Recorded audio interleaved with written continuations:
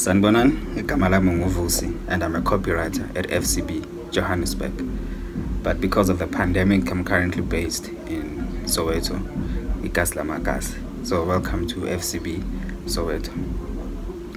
I'd like to start off by thanking Modern Marketing for asking me to talk about my passion. My passion is African languages in advertising. So my topic is basically that I think we have a responsibility as Black writers, as Africans, to protect and take care of our languages, of our identity, of our culture. Because if you don't, no one would take good care of it like we would do. And having that responsibility, or taking on that responsibility, comes with a lot of challenges. Challenges like we don't have a lot of creative directors or Black creative directors to show us the way. Challenges like you'd find yourself like you're the minority in the boardroom, and now you have to represent every Black person in the world, and that's impossible. That takes a lot, and you feel inadequate because no one understands your ideas, and now you feel small, like maybe you should just get out of the game and try something else.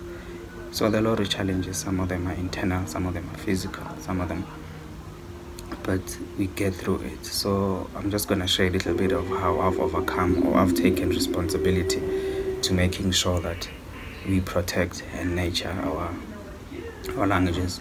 For example, I read Isolezwe. Isolezwe is a Zulu newspaper. I read it every morning for a few minutes just to catch up instead of reading Isowetan or whatever. It helps me to not lose my language. Whenever there's a brief, whether I'm working on that brief or not working on that brief, that requires translations, I'll try and take responsibility and guide our suppliers that are going to help us translate them and how to do it. I know, without losing the idea, because an idea could be lost in translation. I own a Zulu dictionary. Like, those are the small things that I do. I think there are bigger fights that we face in boardrooms, trying to sell ideas to our creative leaders, trying to sell ideas, not even sell, because I don't believe in selling ideas, but in sharing ideas, in sharing our ideas with our creative leads, in sharing our ideas with the clients. There's a lot of challenges that you face in doing that, because when you share an idea, it might be lost, and it takes time and years for a Black creative to earn the trust from his seniors that he is capable of delivering. So I've earned the trust of my creative leaders, but if you're a young guy coming in, you feel lost.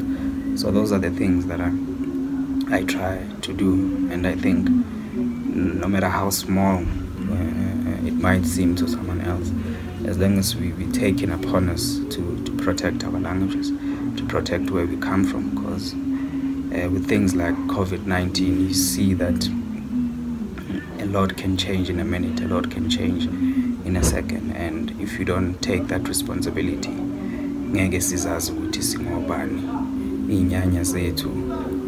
We'll never get to see the light. Our great children will never know there was a language called isiZulu, there was a language called Tsonga, and all of those things. So this is how I take on these things in every day. And I think if you don't nurture and take good care of our languages, no one will. It's our responsibility to fight the good fight. Thank you for listening or watching.